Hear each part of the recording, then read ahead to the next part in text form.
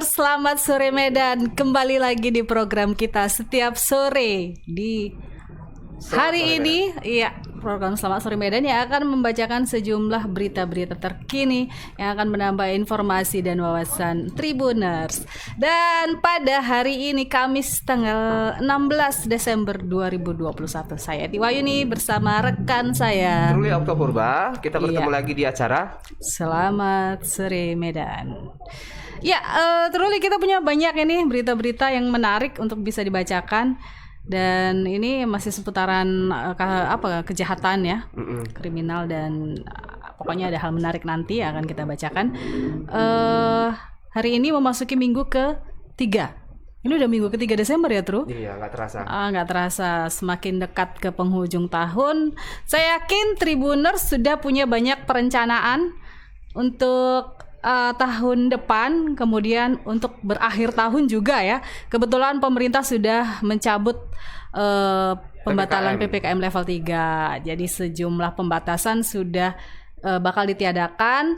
Artinya sejumlah tempat-tempat dan kegiatan bisa dilakukan ya, tapi tentu saja dengan tetap mematuhi protokol kesehatan. Iya begitu ya, Trul ya. Betul sekali. Dan Tribuners, protokol kesehatannya. Iya, kabarnya di sejumlah tempat wisata ini, Truli, hotel-hotel juga sudah full book. Iya, betul. Jadi kemungkinan okupansinya udah mencapai 100% ya. Ini sebuah kabar baik ya untuk sektor pariwisata di Sumatera Utara khususnya. Baik, Truli. Mungkin ya, kita ada 3 berita nih Kak yang disiapkan oleh tim redaksi Selamat Sore Medan. Silakan Kak, berita yang pertama silakan dibacakan. Iya, pertama ini dari Helvetia ya. Eva Susmar mendatangi Polsek Helvetia untuk menjenguk suaminya Ramli di dalam sel tahanan. Eva mendatangi kantor polisi untuk melihat kondisi suaminya yang sempat diduga diperas dan diancam akan ditembak oleh anak buah Kapolrestabes Medan, Kombes Riko Sunarko. Jadi ini memang bukan kasus yang pertama ya, kekerasan ya yang dilakukan oleh oknum polisi terhadap tahanan. Ramli ditangkap karena kasus dugaan penadahan sepeda motor. Setelah ditangkap, polisi sempat mendatangi rumahnya dan bertemu dengan istrinya. Kepada istrinya, polisi meminta sejumlah uang dengan modus agar suaminya selamat dan tidak ditembak kakinya. Selain itu, polisi juga menawarkan agar kasus suaminya bisa diringankan. Makanya keluarga harus menyerahkan sejumlah uang kepada polisi. Ya. Dan saat ditemui usai menjenguk suaminya, si Eva menceritakan bahwa kedatangannya ke Polsek Helvetia untuk menjenguk suaminya dan menyerahkan surat tembusan laporannya di Polda Sumatera Utara. Ia juga membeberkan kondisi Ramli saat ditemui telah berangsur membaik, tidak seperti pada awal ia mengunjungi suaminya yang kondisinya lebam-lebam di wajah. Eva juga menceritakan setelah suaminya ditangkap pada Selasa 7 Desember 2021, 4 orang anggota polisi datang ke rumah di warga Dusun 18, Pasar 1 Umum Kelurahan Kelambir 5, Kecamatan Hamparan Perak. Nah, kedatangan 4 orang yang mengaku dari Polsek Helvetia ini untuk meminta uang kepada dirinya sebesar 2 juta rupiah. Jadi ini memang sebuah presiden buruk ya untuk penegakan hukum di kepolisian ya. Dan Tribuners, kita sudah siapkan videonya. Tim Selamat Sore Medan akan menayangkan video dan nanti juga akan ada laporan dari reporter kita di lapangan. Kita saksikan videonya. Sekali orang ini Bang. Kayak memang betul kali suamiku yang buat salah ya. Besok aku kesana tuh tengok lagi dia bengkak-bengkak.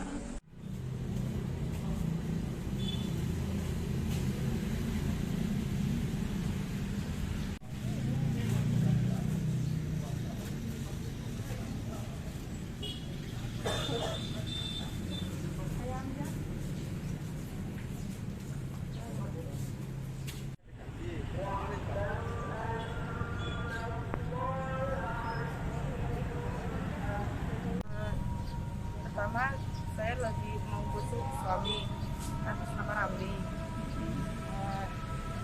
Yang kedua Saya mengantar surat pengaduan. Kemudian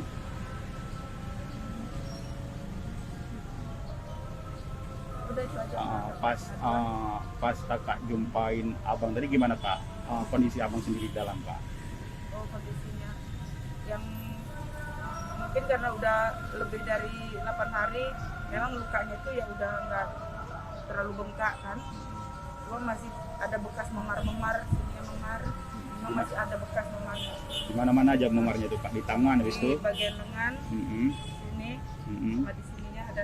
Di bagian Memang kepala udah ya? mulai agak kurang, Mm-mm. karena waktu hari Kamis awal dia datang, itu kami datang itu lebih bengkak lagi. Lebih memang. bengkak lagi, berarti Bengkak.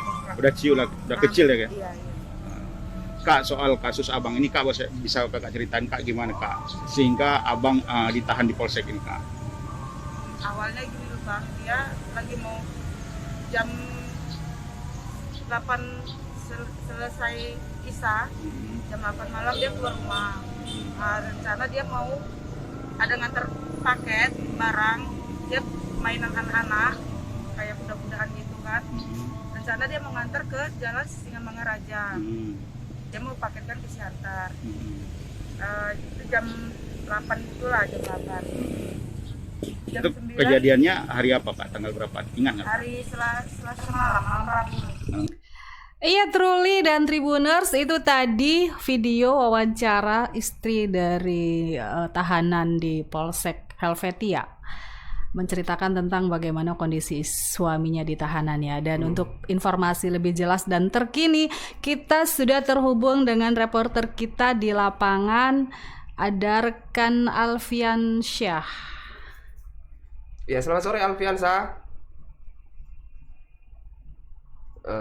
Belum kedengaran ya suaranya?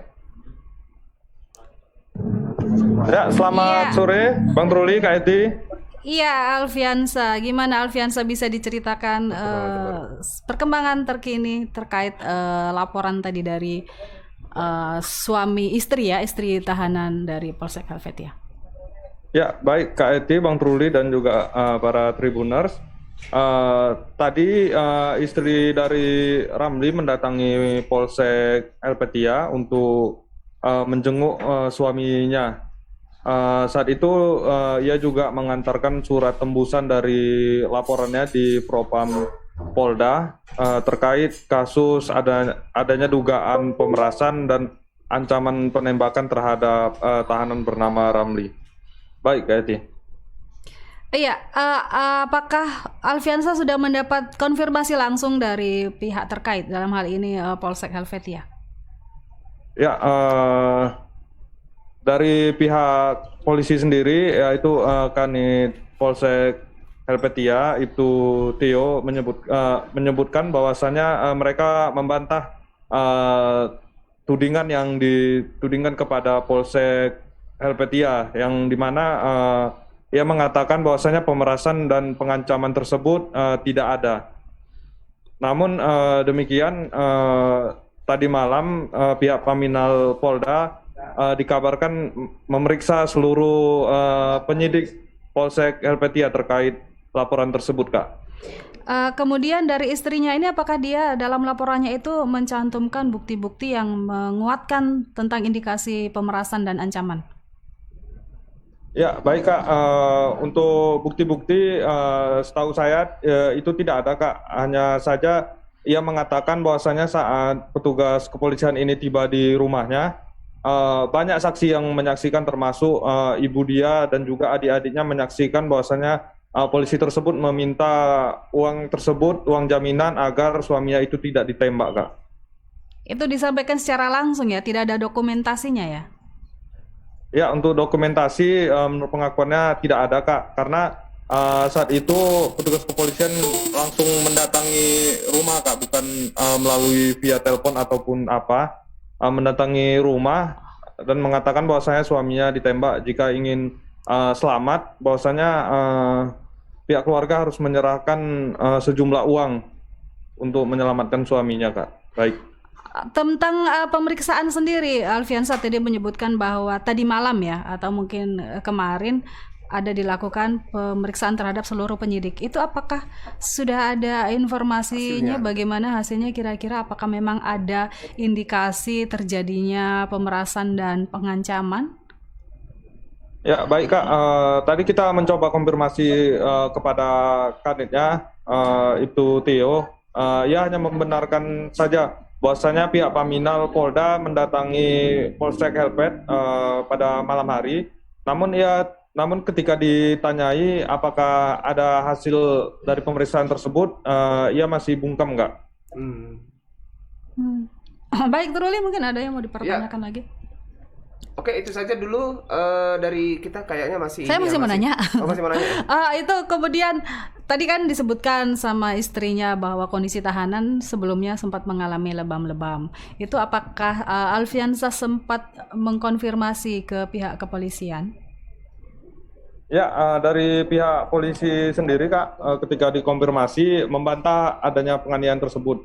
Namun istrinya mengatakan bahwasanya selang sekitar 2 atau 3 hari ditangkap, dia sempat menjenguk suaminya, namun dia melihat bahwasanya terdapat beberapa luka lebam di bagian wajah dan juga tangannya.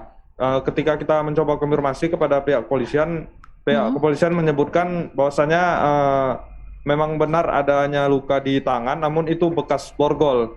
Sedangkan di wajah pihak kepolisian belum mengakuinya Kak. Namun tadi juga kita tanyakan tentang kondisi dari suaminya sendiri.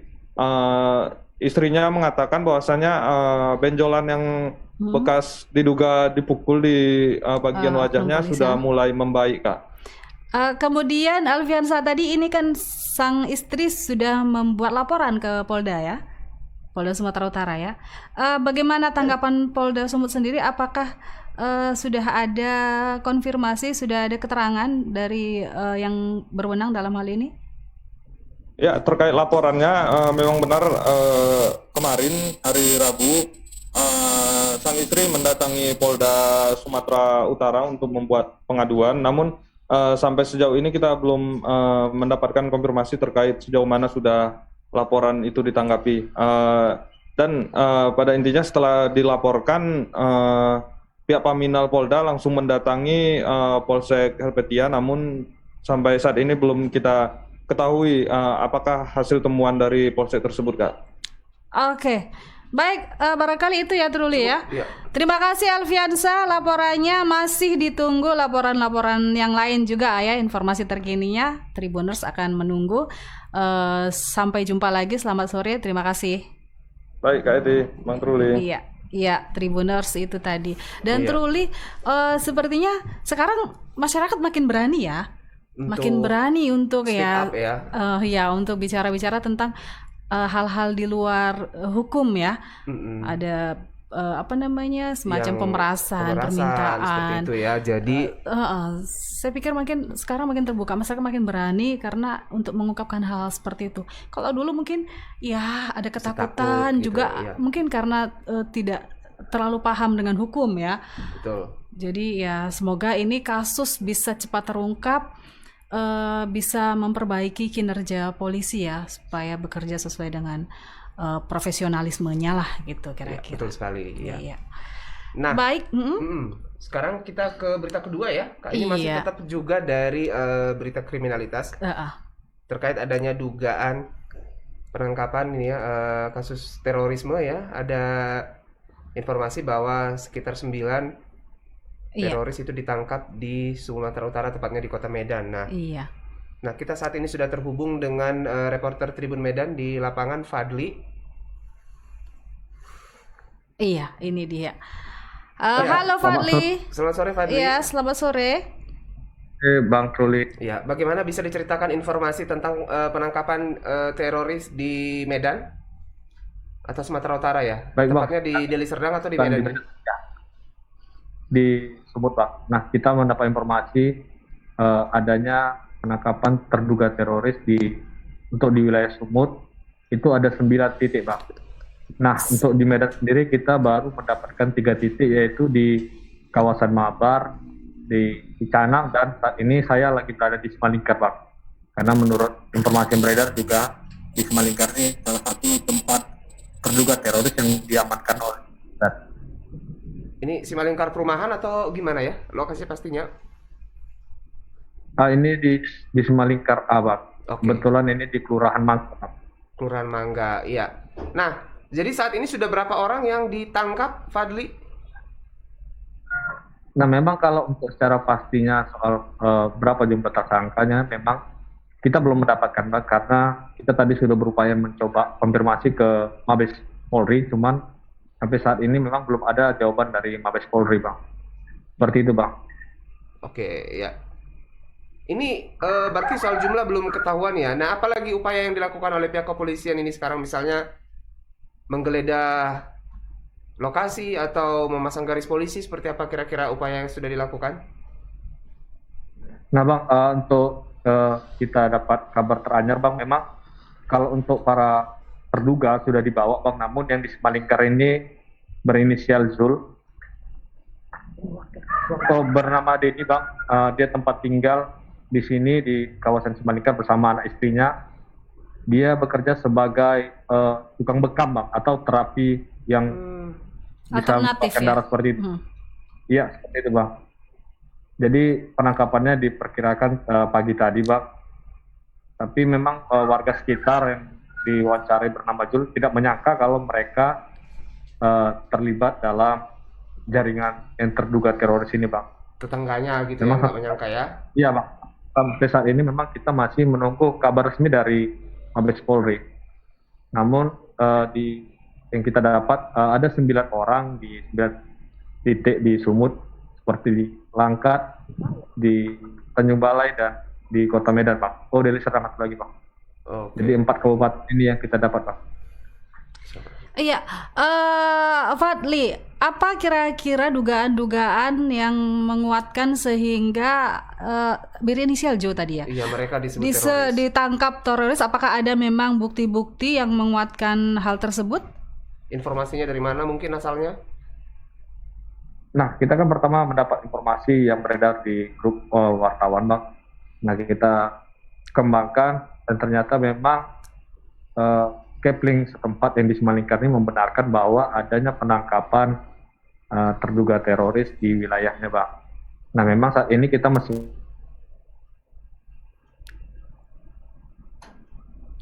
Terputus sepertinya. Terputus ya, sepertinya ya.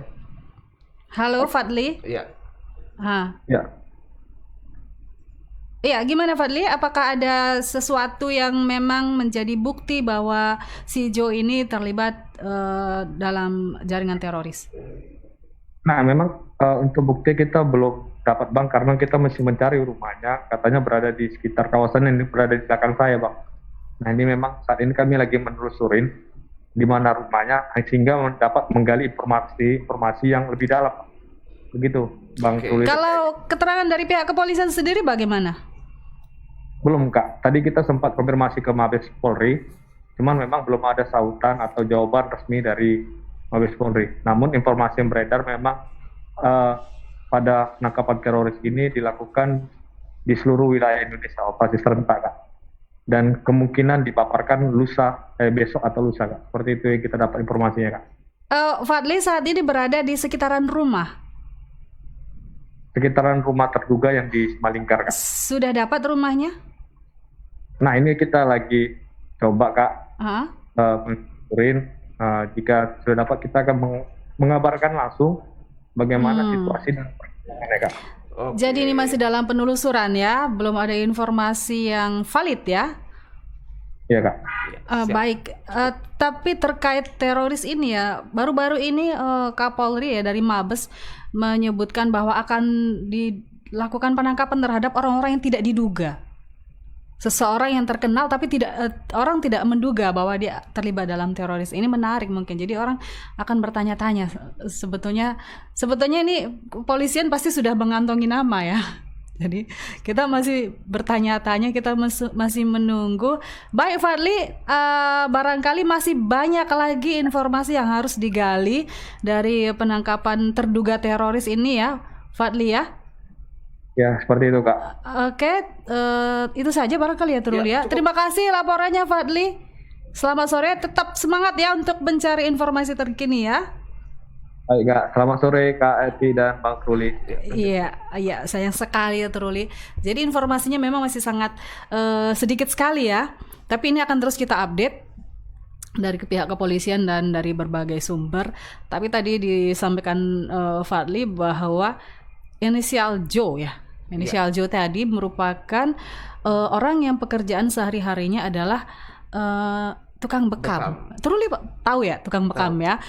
Bekam itu adalah salah satu pengobatan alternatif ya. Ya, apakah mudah-mudahan apakah pekerjaan ini hanya merupakan semacam kamuflase ya dari tapi ya kita tunggu saja ya pihak kepolisian untuk mengungkap kasus ini. Semoga kasus teroris bisa secepatnya terungkap dan mudah-mudahan semakin hilanglah yang namanya aksi-aksi teroris di bumi Indonesia. Baik, Truli, barangkali itu dulu ya laporan terkait teroris. Kita akan masuk ke laporan ketiga. Yang ketiga ini terkait dengan Dinas Perhubungan sopir angkot. Razia sopir angkot ya. Truli silahkan. Iya. Dinas Perhubungan Kota Medan kembali menggelar razia berupa tes urin mendadak kepada sopir angkutan umum di Kota Medan hari ini ya, tanggal 16 Desember 2021. Nah, beberapa titik yang digelar razia yakni di Jalan Gatot Subroto depan Plaza Medan Fair dan Jalan Adam Malik depan makam rumah makan restoran Garuda Medan. Kepala Dinas Perhubungan Kota Medan Iswar Lubis menuturkan sejak Senin hingga siang tadi sebanyak 20 sopir angkutan umum ditemukan positif narkotika dan kini ditahan di BNN Provinsi Sumatera Utara. Ya, jadi ada 90 kendaraan yang diperiksa, 26 diantaranya dikandangkan karena tidak memiliki izin ya. Nah, diterangkan Iswar pihaknya mulai Senin hingga hari ini dan beberapa waktu ke depan akan melakukan pengawasan terkait dokumen administrasi sopir dan juga persyaratan teknis lainnya. Iswar menuturkan pihaknya bekerja sama dengan BNN Provinsi Sumatera Utara dan pihak kepolisian untuk menjaring sopir-sopir yang terbukti menggunakan narkoba ya. Nah ini ada juga kita lihat seperti apa razia sopir-sopir angkot di Medan. Ada kita akan saksikan videonya. Tim redaksi Selamat Sore Medan, silakan.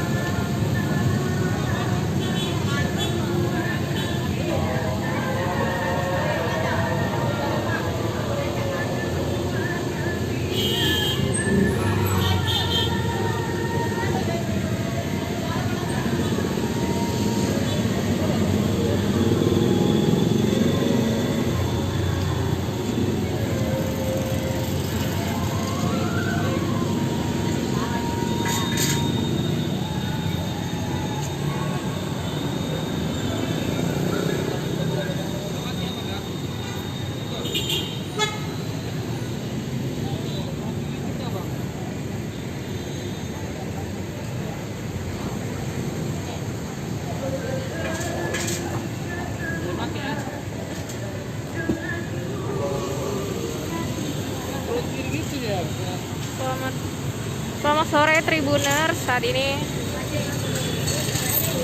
saya reporter Tribun Medan Raitin Hani sedang berada di depan Plaza Medan Fair dan saat ini sedang dilakukan razia kepada sopir angkot dari petugas gabungan baik itu Dinas Perhubungan Kota Medan, Satpol PP, kepolisian dan juga pemerintah setempat.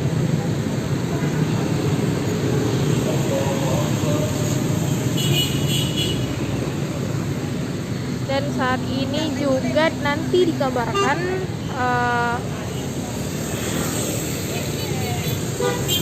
razia ini akan juga dihadiri oleh Wali Kota Medan Bobi Nasution dan juga Kapolres.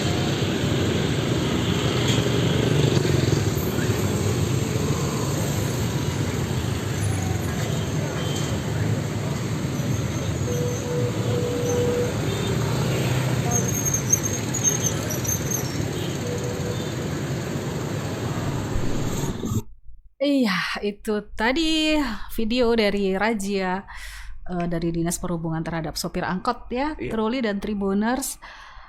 Menarik sekali ini, seharusnya memang pemeriksaan seperti ini rutin ya dilakukannya. Jadi kita akan mendengarkan laporan dari reporter kita yang ada di lapangan bersama Hani, Rehtin Hani. Saat ini kita sudah terhubung. Halo Hani, selamat sore Hani. Selamat sore Bang Tuli dan Kak Evi. Iya, Hani bisa diceritakan bagaimana kabar terkini dari kasus razia yang dilakukan oleh Dinas Perhubungan tadi? Kira-kira seperti apa tindak lanjut yang dilakukan? Jadi tadi sore sekitar pukul 16, petugas dari Dinas Perhubungan Kota Medan, dari kepolisian, kemudian juga dari Badan Narkotika Nasional, karena kembali menggelar razia untuk sopir angkutan umum yang ada di Kota Medan. Dan untuk hari ini merupakan titik kedua setelah tadi pagi itu dilakukan di Jalan Adam Malik, tepatnya di depan restoran Baru dan berdasarkan hasil dari tes urin yang telah dilakukan ini tadi itu total ada 6 sopir angkut yang terjaring positif menggunakan narkoba. Itu 2 ditemukan saat dari razia Adam Malik dan 4 sopir angkut positif narkoba itu saat melakukan tes urin di depan Plaza Medan Fair. Dan tadi berdasarkan wawancara kami dengan Kepala Dinas Perhubungan Kota Medan, total dari hari Senin 12 Desember sampai hari ini Kamis 16 Desember 2021 itu ada sebanyak 24 sopir yang saat ini sudah ada di BNN karena terjaring positif narkoba dan akan melakukan proses selanjutnya di Badan Narkotika Nasional Provinsi. Dan hingga hari ini juga tadi berdasarkan data dari Dinas Perhubungan ada sekitar 90 lebih kendaraan angkutan umum yang sudah diperiksa atau sudah terjaring razia, sementara 26 diantaranya itu sudah ditangkapkan atau ditahan oleh karena tidak memenuhi persyaratan dokumen yang diperlukan. Dan tadi juga berdasarkan data dari Dinas Perhubungan, nantinya setelah hari ini ke depan masih akan terus dilakukan razia sopir angkutan umum yang akan dilakukan di beberapa titik lainnya di Kota Medan. Begitu Bang Tuli dan saya. Iya, ini Hani, ini sampai kapan rencananya akan dilakukan razia ini oleh pihak kepolisian? Rencananya masih akan terus berlanjut Bang sampai akhir Desember nanti. Dan tadi juga Wali Kota Medan, Bobi Nasution dan juga Kapolres Tabes, Riko Sunarto juga menghadiri razia sopir angkut ini.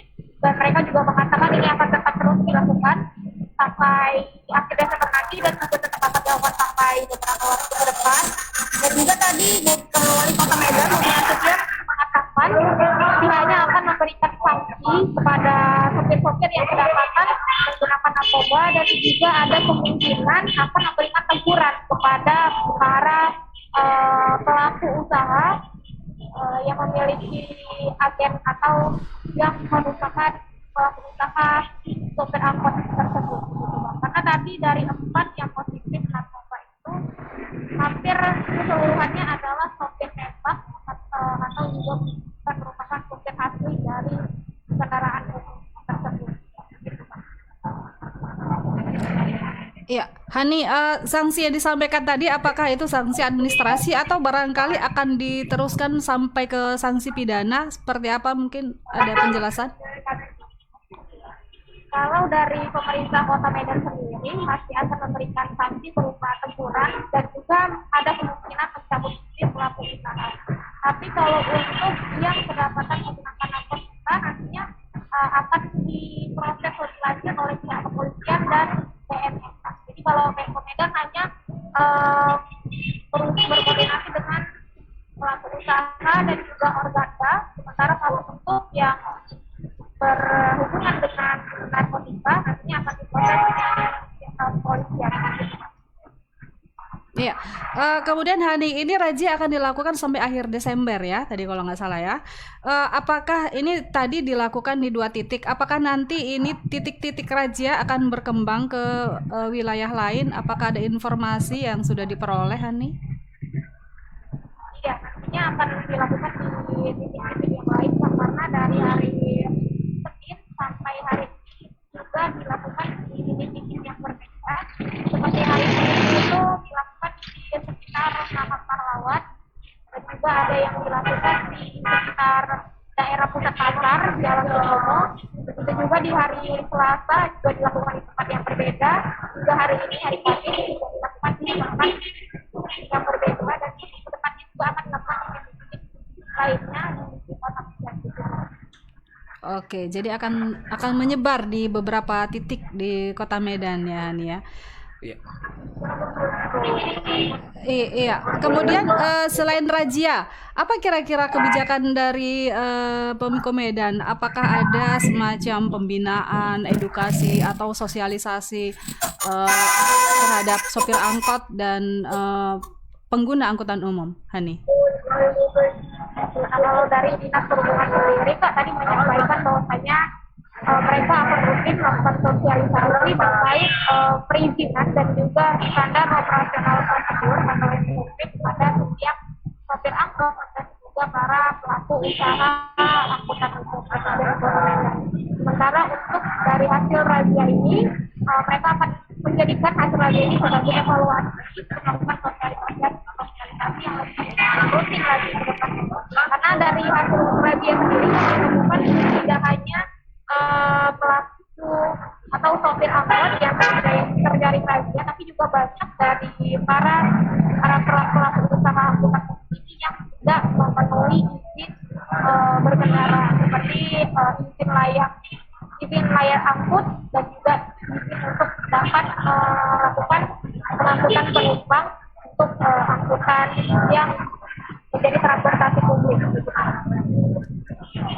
Hani, sedikit informasi mungkin dari 90 angkot tadi, kira-kira berapa persen dari jumlah keseluruhan angkot yang ada di Kota Medan? Apakah ada gambaran seperti itu? Nah, kalau untuk dari yang sudah dilakukan pemeriksaan itu Kak masih sekitar 10 atau 11%, karena berdasarkan keterangan dari awal Kota Medan mengatakan total kendaraan umum yang ada di Kota Medan itu lebih dari 11.000. Sementara untuk yang selama pandemi ini mengalami penurunan jumlah angkutan kota yang beroperasi, yaitu turunnya hingga sampai 4-5 ribu saja yang beroperasi per hari. Tapi sampai hari ini baru hanya 90 angkutan, masih banyak sekali atau lebih karena tadi yang sore belum terhitung. Jadi ada 90 lebih yang baru dilakukan pemeriksaan. Kemudian Hani, dari 90-an kemudian ada 20 sopir angkot yang terjaring ya. Apakah jumlah ini memang sudah diduga atau barangkali jumlah ini spektakuler gitu, di luar dugaan gitu? Apakah ada tanggapan seperti itu dari wali kota atau dari pihak di Dinas Perhubungan? Kalau dari wali kota sendiri tadi kan memang bahwa ini jumlah yang cukup banyak, karena dari 90 ada 24 hari ini. Jadi jumlah ini jika dibandingkan dengan jumlah angkutan yang beroperasi di Kota Medan perharinya itu termasuk jumlah yang banyak. Oke, Hani, Truli ada lagi yang mau disampaikan? Baik, Hani, terima kasih laporannya, komplit sekali. Kita masih tunggu laporan-laporan selanjutnya dari Hani. Semoga angkutan umum di Medan semakin membaik. Selamat sore, Hani. Sore, terima kasih. Iya, Truli, tadi itu memang sedikit kredit ya, suaranya kurang jelas. Iya, makanya. Tapi sebetulnya cukup lengkap tadi laporan dari Hani. Dan Truli, memang ini sebetulnya ya, menurut saya pribadi, razia dilakukan justru setelah beberapa kali terjadi kecelakaan ya. Sayang sekali sebetulnya. Harusnya regulasi seperti ini dilakukan secara rutin oleh Dinas Perhubungan dan Pemko Medan tentunya. Dan ya barangkali akhir-akhir ini angkutan kota sedikit terabaikan karena ada begitu banyak alternatif transportasi online ya Truli ya. Truli juga saya yakin sekarang lebih memilih untuk menggunakan transportasi online ya. Jadi mungkin agak sedikit terabaikan. Semoga ini momentum yang baik, ada hikmahnya, membuat kebijakan-kebijakan dan terobosan lah untuk penertiban angkutan umum di Kota Medan. Ya, begitu Truli. Yap, siap. Baik Tribuners, Truli Oktopurba dan semuanya, kita telah sampai pada akhir laporan di sore hari ini. Terima kasih untuk seluruh atensinya. Kita pamit, saya Eti Wahyuni dan rekan saya Truli Oktopurba. Sampai jumpa pekan depan dan tetap terus ikuti Selamat Sore Medan dan berita-berita terkini di Tribun Medan. Selamat sore.